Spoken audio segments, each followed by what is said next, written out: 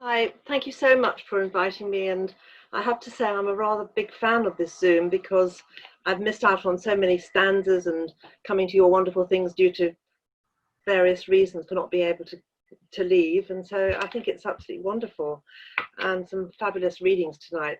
I think I'd like to start with reading the poem Doing the Rounds, which is the title of my book, because it mentions in it the fact that, I have a Polish mother who actually was very traumatized by World War II, and she features in the book quite a bit. And also the fact that my career has been as a nurse, and it brings them together in some ways. Doing the rounds. Agnieszka was muttering in Polish, scattering crusts for city sparrows, when kids on bikes lunged at her, went for the unzipped bag. Coins, holy cards, medals lay loose on cracked slabs, beads of a broken wooden rosary strewn deep in the gutter. As she lay on the pavement, she thought back to her homeland, a child, rounded up, trudging with the thousands on cobbled roads, unmade tracks, holding her father's hand, bodies in the snow, Russian soldiers in grey woolen overcoats, burning the ice with guns. All this she told me on the ward, knowing my mother, like her, escaped Lvov, kept going. So we had a slightly unusual childhood. We went to live in Africa as a child. I've got quite a number of poems in the book about Africa.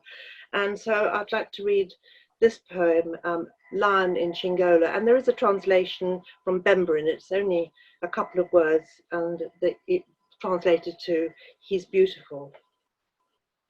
Lion in Chingola. Strangers surround him, touch his lifeless paws. I hold my father's hand, watch the bare-chested men wipe their rifles, expect his mouth to open, to roar, to eat me up. He lies centre stage in a bungalow lounge, no bones, no flesh, a mouth with no tongue. I stroke his quilt of beige gold skin, Uli Masama. Tail swipe my brother, poking sixpences through bullet holes. Outside, men slash sunburnt grass. Inside, my mother tries to sleep, curtains drawn, the air dense, another migraine. And so we flitted backwards between Africa and England as children, and I spent quite a large time as a boarder in a convent. And this is a light-hearted poem linked up with one of the nuns. I mean, I don't know if any of you have linked up with nuns, but they did tell you some funny things. So this is called Who's Afraid? Sister Imelda warned us about wolves, said they lurked in dazzling outfits, tight trousers and leather jackets. They hide in bars and pubs and on the upper decks of buses.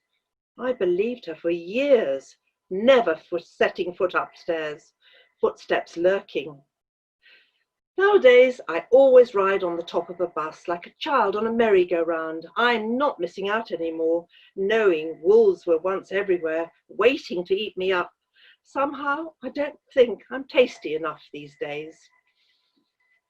And so, for my final poem, I like writing about creatures and insects and birds. And so this poem is more abstract. It's a sonnet, actually, and basically with lockdown, I think a lot of us have been hearing and noticing the birds, and I've always been fascinated about migration and also how we also migrate. And so it's a sonnet called Loose Thoughts. I'm dreaming of water lily streams. Flocks of swallows wake me up as they leave behind fields of hollow nests.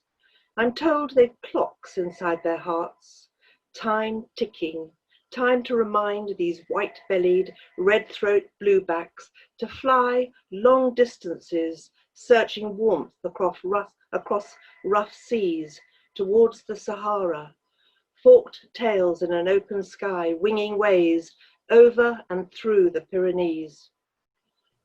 Our thoughts inside ourselves are beyond us, are strange as silent sounds, as strange as fear. They float away like clouds passing, no fuss. At times we live beyond our minds, disappear in folds of darkness, long nights woken by light, an early morning sun, a songbird in flight. Thank you very much.